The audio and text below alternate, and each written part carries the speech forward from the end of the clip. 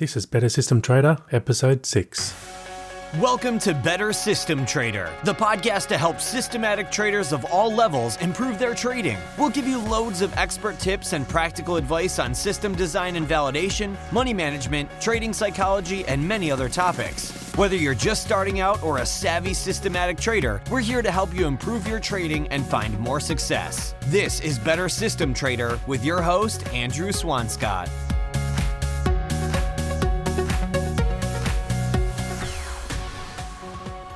Welcome to the Better System Trader podcast, Episode 6. Today's guest has university degrees in mathematics, physics, engineering, and computer science, completing graduate studies and research in modeling and simulation, statistics, and some of the early work in artificial intelligence.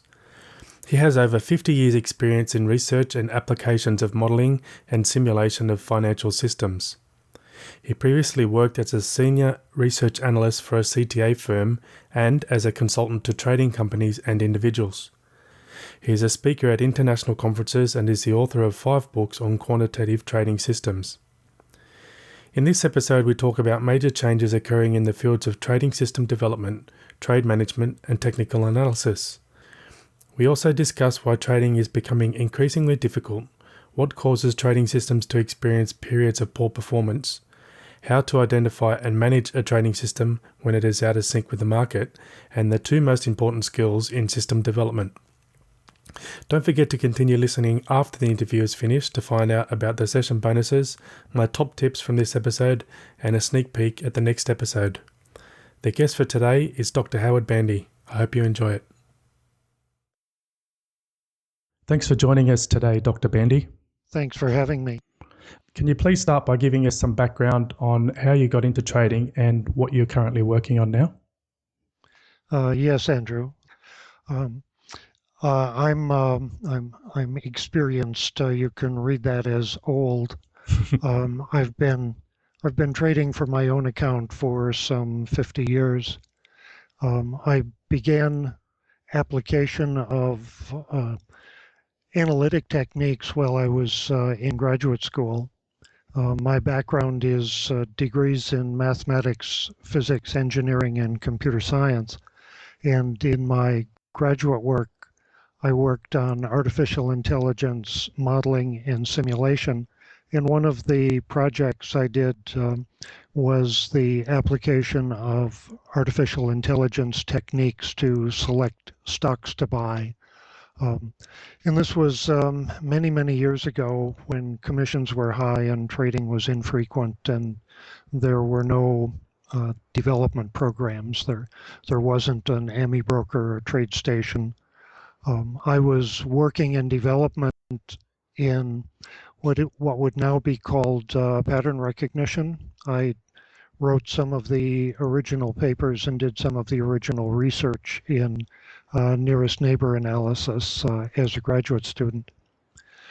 I've been in academic life a great deal of my professional career, but I've also been a manager of computer installations, both the programming part and the operations part, and I've been involved in the financial area.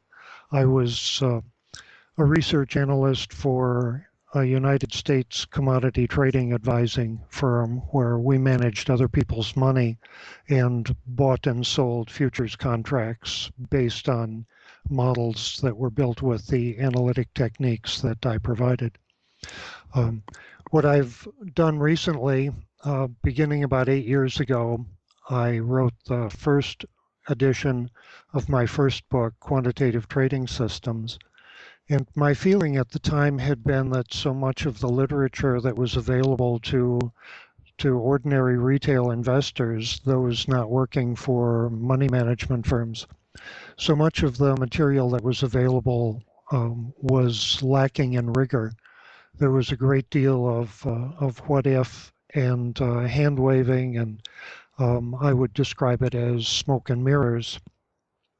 I wanted to write not quite a textbook, but at least an analytical book that provided some rigor and gave the readers an opportunity to replicate the points I was making.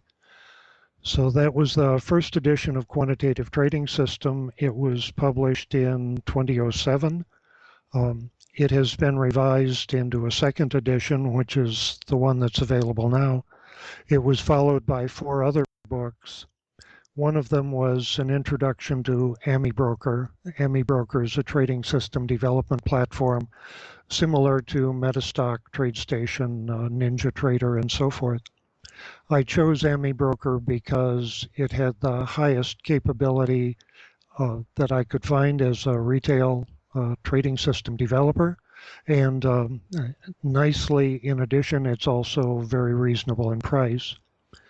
So the book in Introduction to AmiBroker was published in printed and bound format. The AmiBroker program is not under my authorship. It's written and maintained by a company in Europe, and it was undergoing some changes. In order to keep the book in synchronization with the program, it was necessary to write a second edition. So I wrote a second edition, simplified the book a little bit and shortened it somewhat, and made it available as a free download PDF file. There were 3 other books. One is called Modeling Trading System Performance, that focuses on the analysis of any set of trades. It could come from AmiBroker, or it could come from another trading system platform, or it could come from a list of either real or hypothetical trades, even those that came from Discretionary Trader. And it focused on analyzing the profit potential and the risk using Monte Carlo techniques. It's platform independent, and it uses the Excel spreadsheet to implement the Monte Carlo. I wrote a book called Mean Reversion Trading Systems that's an extension of the work in the Quantitative Trading Systems book. It has several unique original transformations. One of them, for example, simplifies the RSI indicator and removes the necessity that the look-back period be an integer number of days. There are some other transformations that are quite helpful. And most recently, my latest book is Quantitative Technical Analysis. It's printed and bound and was published in January of 2015. It focuses on risk and has extensive material on trading system development, both from the trading system development platform perspective and from machine learning, pattern recognition, artificial intelligence. It has several unique research findings, risk normalization, a universal objective function, and importantly, a technique for setting position size trade by trade in response to recent performance of the trading system. Okay, thanks for sharing your background with us, Howard. I would like to actually discuss some points in your new book today. So your new book starts out with an interesting section on some major changes occurring in the fields of trading system development, trade management, and technical analysis. So I'd like to ask you about a few of those points first. One of your statements is large inefficiencies are gone. Can you explain what you mean by that? Yes. Historically, trading systems were holding a long period of time and looking for large inefficiencies. An inefficiency is a price that is not reflecting all of the fundamentals. And some of the early traders, technical traders, for example, the Turtle Group, would take positions particularly in futures contracts, agriculturals, metals, and so forth, when a trend seemed to be getting underway, and they would hold those positions for a long period of time as the fundamentals and the prices came into agreement. We can test those. The rules for those turtle-type trades are well known. They're published by several of the people who were turtles at the time. And if we test them, we see that they worked very well in the 70s and 80s, and those were the periods of time when they were active. And in the early and mid-1990s, they stopped working. My interpretation is that those became very well known, and that the tools available for implementing technical trading, whether they're discretionary interpretation of chart patterns or whether they're formulas, that the tools became widely introduced. Computers were inexpensive, data became available, and it was pretty easy to replicate what was going on in the turtles. And in the process of doing that, more and more people applied those systems, and in the process, each winning trade removed some of the inefficiency that they were designed to identify. And that's going on more and more and more. That the barriers to entry are very low and the rewards for being right are very high. So a lot of people are trying trading. And anytime there is an inefficiency discovered and that information is shared with other traders, additional people taking advantage of those price inefficiencies remove the inefficiency. We could think of it as arbitraging out an inefficiency. So the low-hanging fruit, as it is described, the easy inefficiencies have pretty well been discovered. And my view is that if a company is starting a technical trading company, and they hire a new person to do technical trading through writing formulas, one of the things they might do early on is give that person documentation that describes some of the successful early trading systems, have them implement those. An advantage is that they're well known and you can test whether the implementation is correct or not.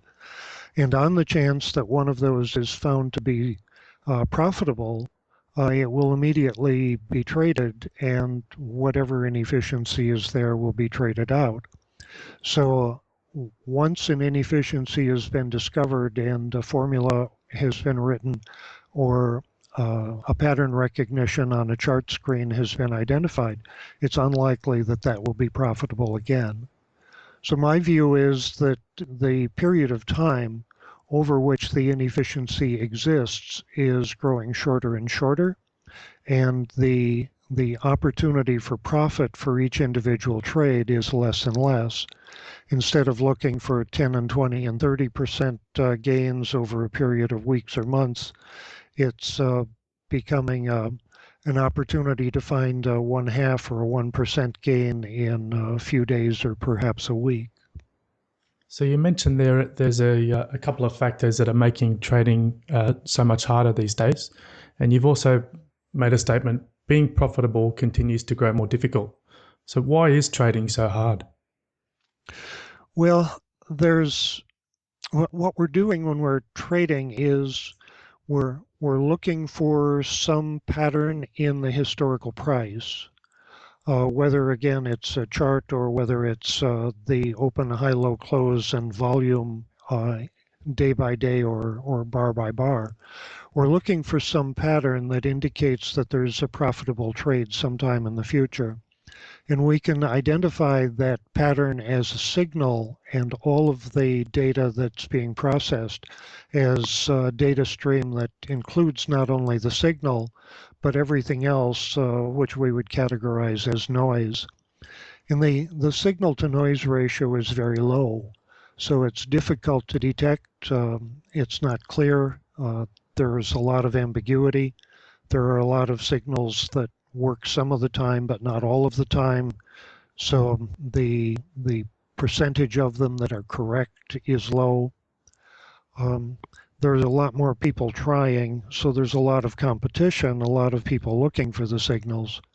And there are some very powerful, very rich companies whose business it is to identify the signals and to make profitable trades. One of my feelings is that individuals have a difficult time in trading, and I would compare it with a person who's learning golf or learning tennis or chess.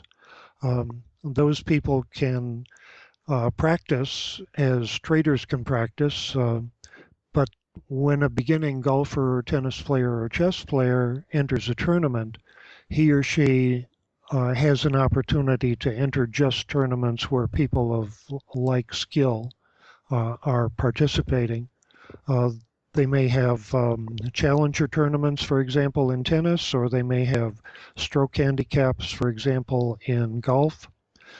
But if I step on a golf course and I find that I'm playing scratch against a world-class golfer, I have very little opportunity to win. In trading, there are no challenge tournaments, there are no handicaps, there are no mulligans. When I press the button that says buy, I'm trading a very small account, and the very large account is probably one that's well funded by a company that has a great deal of expertise, and they're very much more likely to be correct on that trade than I am, which means that I'm trying to learn in an arena where I'm competing with well-educated, well-funded, experienced professionals, and it's quite difficult. That's quite a sobering realization to think about the competition that we face. So how can we compete? Well, my view is that we can compete if we're willing to first, I describe it as abandon financial astrology, um, disregard previous knowledge of what may or may not work, identify an objective function that, when satisfied, trades that fit the objective function are already ones that the trader knows he or she will be comfortable with, and then open up all opportunities to look long-term and short-term, to look at what we would typically call mean reversion or trend entries or pattern entries or seasonality entries, but to have pardon me, but to have a very open view of what the possibilities are. Given those, then to follow analytical modeling and simulation techniques. And we come very quickly to one of the difficulties in trading, and that's that financial data is notoriously not stationary. And almost all analysis techniques are built with the assumption that the data is stationary. Stationary means for whatever metric is being analyzed, that doesn't change for the period of time that the analysis is taking place. And we could draw a comparison that if we were building models to identify whether or not a lender was going to be able to recover a loan made to a borrower, we could do a great deal of analysis, and after we did some categorization and identified employment and net assets and so forth, we would find that the characteristics don't change very much. At least they don't change very much day by day, week by week. If we were doing an analysis of something like flowers or birds, and identifying based on the characteristics of some data what species we're looking at, that doesn't change for thousands of years. So those are relatively stationary. What we have when we're doing analysis of financial data is a model that's relatively constant. It can be clever, it can do some adaptation, but it's going to be limited in the amount of adaptation it can do, to the point that as the data goes through changes, where those changes are caused by the economics or the weather or the fundamentals of a company or whatever else, the data changes more than the model can adapt to, and the data falls out of synchronization, so the signals that we're trying to identify are not being accurately identified. It's necessary then to not only model using backward-looking backtesting, but to verify that we've in fact found a valid signal and that there is in the data that's yet to come a profitable trading opportunity that follows that signal. So it's one of the tenets of technical analysis that says that we're going to expect that the behavior in the future is similar to behavior in the past. And that requires that we do in-sample learning and out-of-sample testing and validation. So the difficulty that happens is that most of the modeling techniques don't take non-stationarity into account, and financial analysis very strongly requires that the model be stationary over the period of time when it's being used. So we definitely have to have out-of-sample validation. Right, so let me see if I understand this concept of stationarity correctly. You're saying a typical trading system or model contains logic that is relatively fixed to identify specific patterns or conditions in the market. However, the market data is often changing. Therefore, the trading system and the market are in and out of sync with each other. What's the impact of that? That's a good explanation of it. And the impact is that the system will be profitable for a period of time and then unprofitable.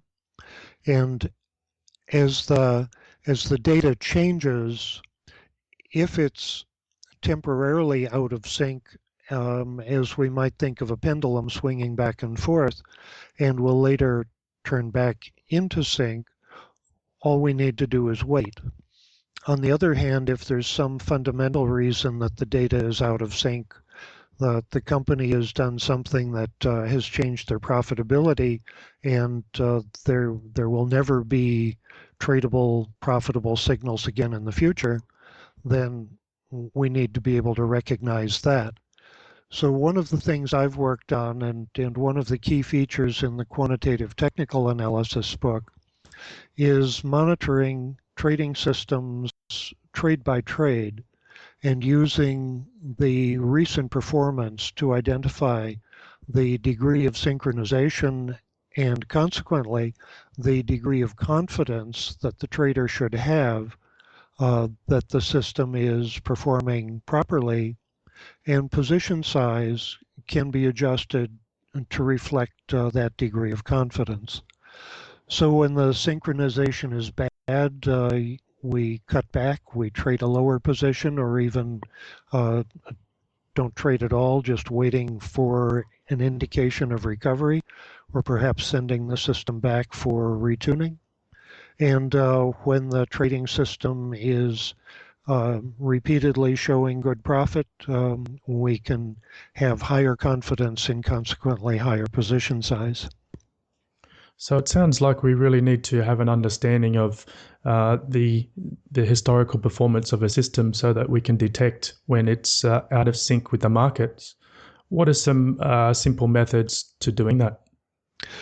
Well, if a person is doing analytic techniques and doing in-sample and out-of-sample testing,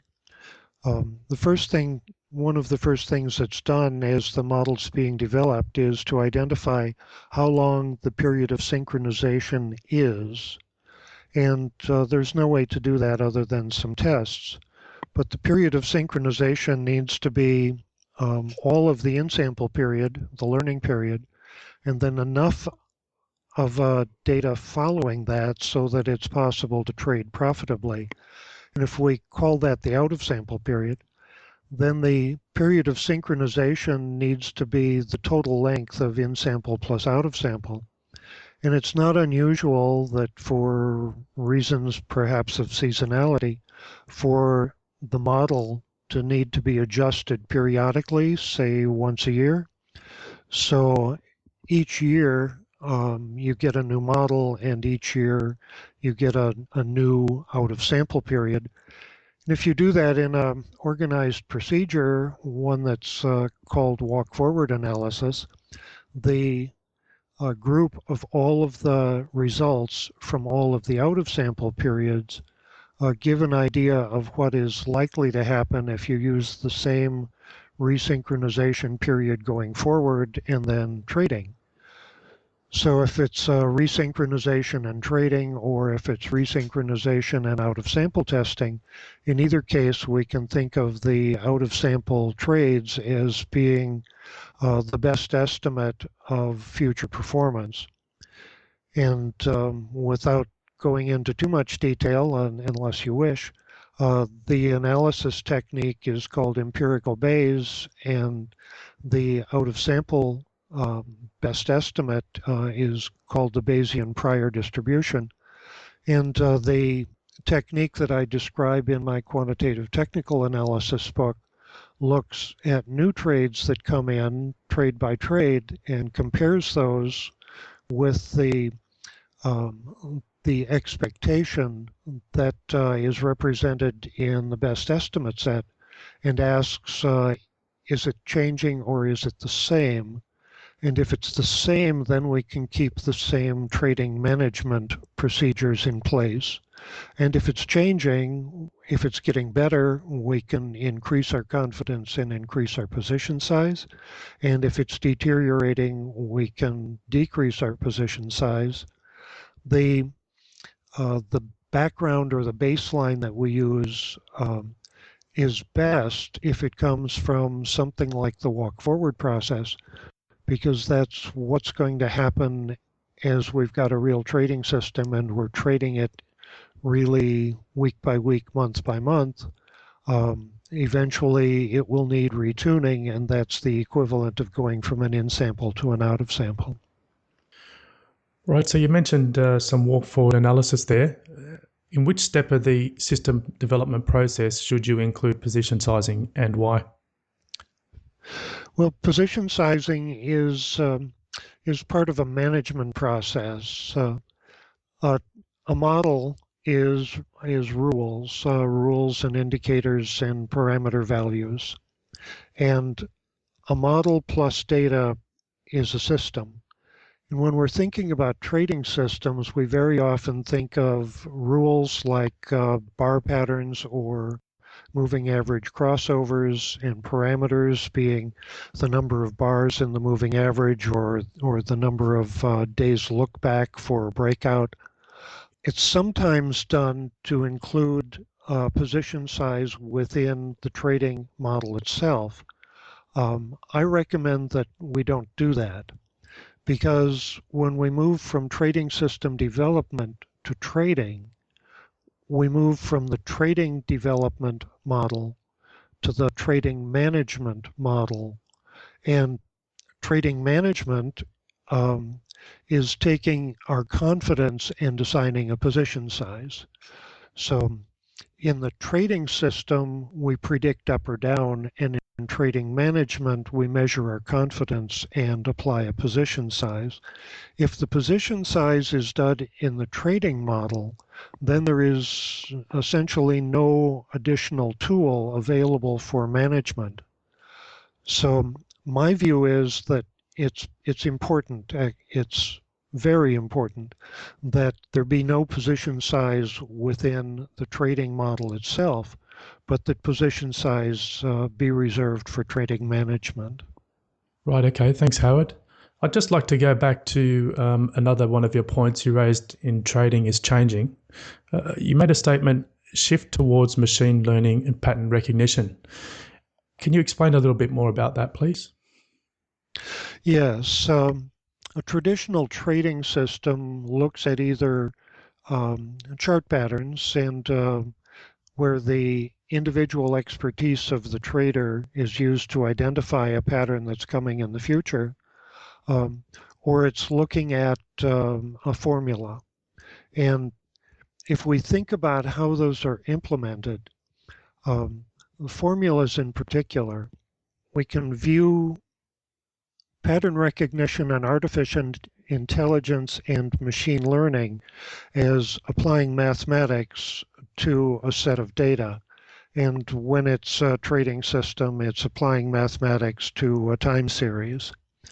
What we're trying to do is identify whether today, say at the close today, whether today we should be long or short or flat for the period from today until our next evaluation. We're trying to place the patterns that we recognize at a time of trading action into a category, and that category is typically to be long, to be flat, or to be short.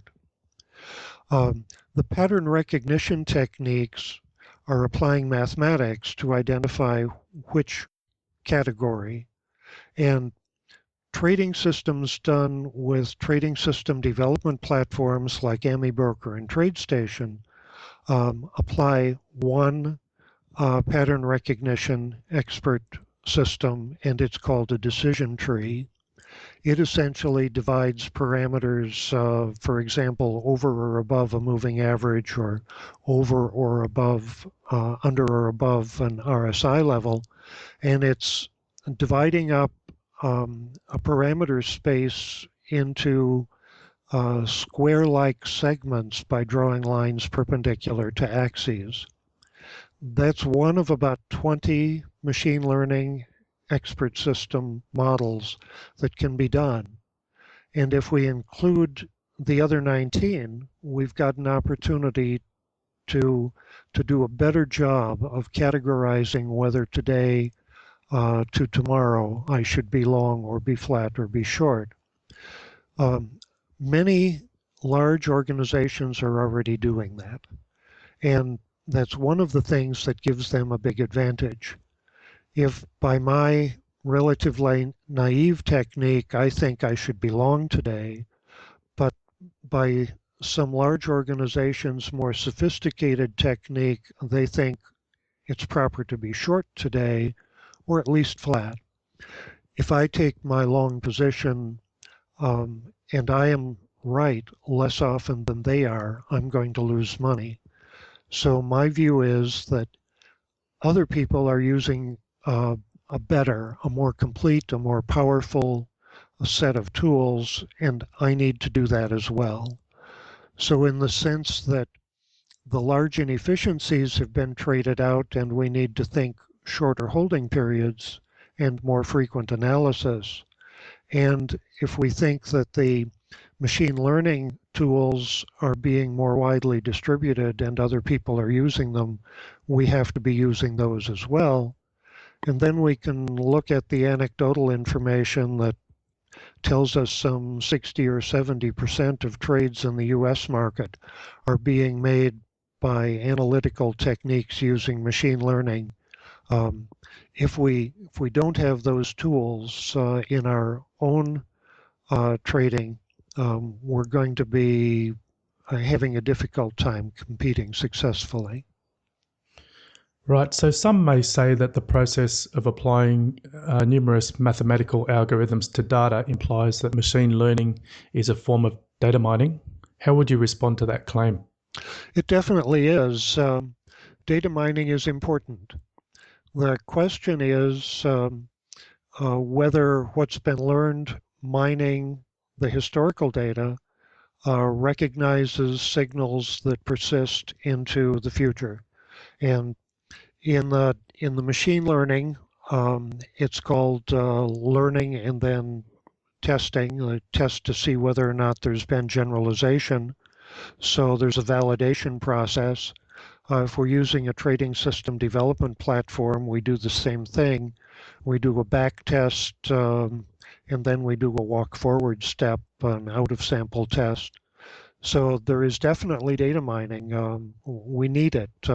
There's no way that we can tell whether profitable signals exist in the data without doing a search. And my view is, if I'm going to consider any alternatives at all, I might as well consider a whole lot of them and then see whether or not I've found something general. That my view is that there's only one way to do trading system development without data mining, and that's throw darts at the newspaper and roll dice to decide whether you're going to buy or sell, which turns it into a random game, and that might work in favorable economic times, but there is no way to measure success, so there's no way to manage it. And I think we need to data mine, we need to recognize that we're data mining, and we need to use correct modeling and simulation techniques to identify whether we've found valid signals or not. But data mining is definitely part of the process. So I guess one of the issues with data mining is that it is possible to do an over-optimization. Some people actually say that signs of over-optimization in a trading model are if the model only works on a specific security. However, in your book, you've stated that data series are not interchangeable. So these ideas seem to contradict each other. How would you respond to that? It's nice if a trading system works for interchangeable data, but that would be unusual. And we can test that. So my mantra is regularly to withhold prejudgment, think of an idea and test it. And it's not necessary that a system work for all data. So let me go back and do the definition of a system as a model plus data. And if my system is trading a major market index, whether it's the ASX in Australia or the SPY exchange traded fund in the United States, those are both major market indexes. And if I can do that correctly, that's all I need. I only need one of those. If I wish, if I'm trading individual equities, then I need to decide which equities, and I've got a couple of choices. I can come up with a trading model idea, and I can apply it to a large number of individual data series and see which ones work. That is something that I call optimizing the search space, optimizing the symbol space, and it's a bad idea if we find that, for example, all miners or all banks have the same success. Then we've probably found something that is general. But if we find that a system works for one bank and one oil company and one communications company, but not banks, oil companies, and communications companies in general, we've probably just done a data mine and we're fooling ourselves. So my view is I don't have any right to expect that a corn contract, a bond contract, and telecommunications company have the same characteristics. Their oscillations are going to depend on different fundamentals, and I shouldn't assume. I can look to see whether it's the case, but I shouldn't require that. That's a great tip there, not to assume, but to test it for yourself. So what skills are required to do that? Well, increasingly, I think trading is application of mathematics and statistics. And I know a lot of people want to do this. They want to write systems without being able to program, and they want to do analysis without knowing statistics. And increasingly, they want to apply machine learning and pattern recognition without understanding that they're really doing a solution to matrix algebra equations. It's possible to be successful without those skills, but the competition has those skills. And there's a great deal of evidence that trading should be treated as any other profession, and that the training necessary to become a good trader is not all that different than the training necessary to be good at anything else. That we shouldn't expect that we can pick it up in a matter of weeks or even months. There are a couple of authors who talk about acquiring skills, and they regularly talk about thousands of hours of high quality experience with high quality feedback. And that's on the order of a university degree or a trade apprenticeship. So I think that's the right amount of time and the right amount of skill and experience necessary in order to compete with people who are well-funded and well-educated. So how would someone get started in the field of quantitative technical analysis? You can follow my book. If the person is wanting to do traditional trading system development using a platform like AmiBroker or TradeStation, there's a section in the book that talks about doing that, and it includes a series of programs that step through system development and validation.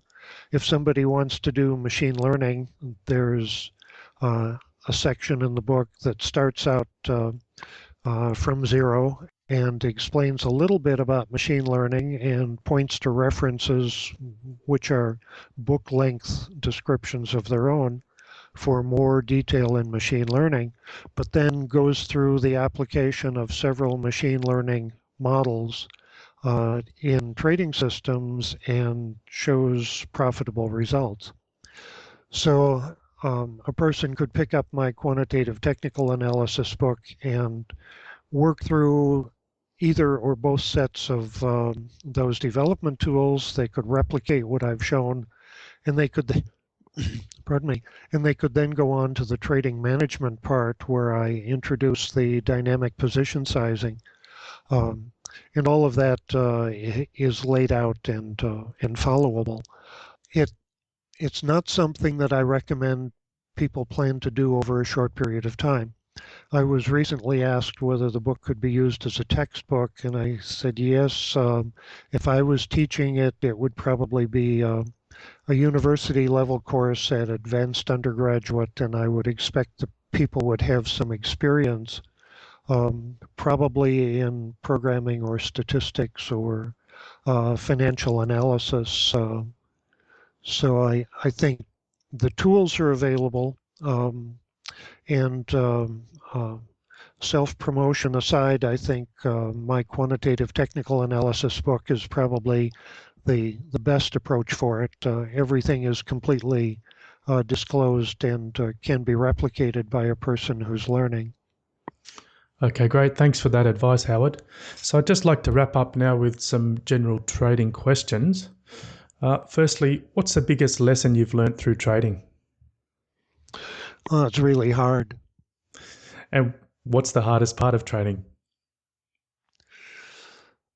I think for me, once I learned how to incorporate my subjective preferences into a custom objective function and then trust the math, it became easier. And it's very difficult. It's necessary, I think, for everybody to go through the process of being unsure and arriving at some sort of a procedure that they become comfortable with. Very much like learning to hit a baseball or a tennis ball or a golf ball or shoot a basketball. It's a great deal of practice. So find a technique that looks like it works and then practice without using money, or practice using very small positions, and develop an understanding and a confidence that the procedure works. And what is the best trading advice you've ever received? I don't know. So sorry. Okay. How about a favorite trading book? Well, it's going to be shameless self-promotion. Um, I I would recommend any of five. So, Okay. What's the best way for listeners to get in touch with you? I have a website, Blue Owl Press, BLUEOWLPRESS. Each of the books has its own web page, which is www and then the title of the book.com. So quantitative-technical-analysis.com. Each of the books are available on Amazon, and that's fairly recent. For a long time, we were doing our own order taking and order fulfillment. So if people want to get more information about the books, they can go to Amazon and use the Read Inside, Look Inside.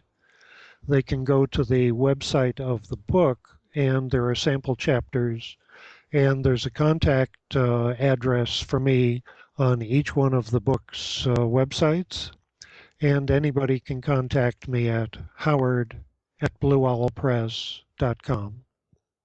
Okay. So thanks so much for sharing your knowledge and experiences with us today, Howard. Is there anything else you'd like to mention before we wrap up? No, I think you're doing a nice job on your series, and I appreciate being able to contribute to it. Oh, fantastic. Thanks a lot. So I highly recommend everyone go and check out Dr. Bandy's books. They contain a wealth of information on system development. As he mentioned, each book has a website. I'll add links for those in the show notes so they're easy to find. And something else that Howard mentioned earlier is the introduction to amybroker.com website, where you can get a free copy of the book available as a download. So thanks for your time today, Dr. Bandy. Appreciate it. Well, thank you, Andrew. How did you enjoy the chat with Dr. Bandy today? Here are my top takeaways from this episode. The first is Howard raised a number of reasons why trading is actually getting harder. All the easy inefficiencies are gone, and when inefficiencies are discovered, they're getting arbitraged out quicker. Also, the competition is really fierce. They have better tools, more resources, they're well funded and well educated. But all is not lost because there are ways that we can compete, and Howard mentions a few of those ideas in the interview. The second point, markets and systems fall in and out of sync, and that's when you experience periods of poor performance. So Howard's suggestion to develop a process or model that determines the degree of synchronization and adjusts the position sizing accordingly. So if synchronization is high, you risk more money or you have a higher position size. But if it is low, then you risk less or perhaps not at all. So there are a few ways that you could do that. And Dr. Bandy gave us a very high level explanation of the process in our chat today. But if you want more details, he does cover it extensively in his latest book. So go check that one out. I was also interested to hear his opinion on data mining, which is often used in a negative context in the trading arena. However, Dr. Bandy suggested that the system development process is actually a data mining process, and the real question should be whether what has been identified while mining the data is a signal that could persist into the future. So what were your top takeaways from this week's episode? Leave a comment in the show notes. I'd love to hear what you thought. Don't forget to check out the show notes for this episode. We have more details from the interview, including links to Howard's website and his books, some quotes, an interview transcript, and bonus content. Also, if you're new to Amy Broker, you can get a free copy of Dr. Bandy's book, Introduction to Amy Broker. So check the show notes. I've got a link to that in there. The show notes can be accessed directly by typing in bettersystemtrader.com/6 into your browser, and you'll jump straight to episode 6. Next week's guest has been a full-time market professional since 2001. He uses historical analysis of price action, volume, breadth, sentiment, seasonality, liquidity flows, and more to assess current market action and odds.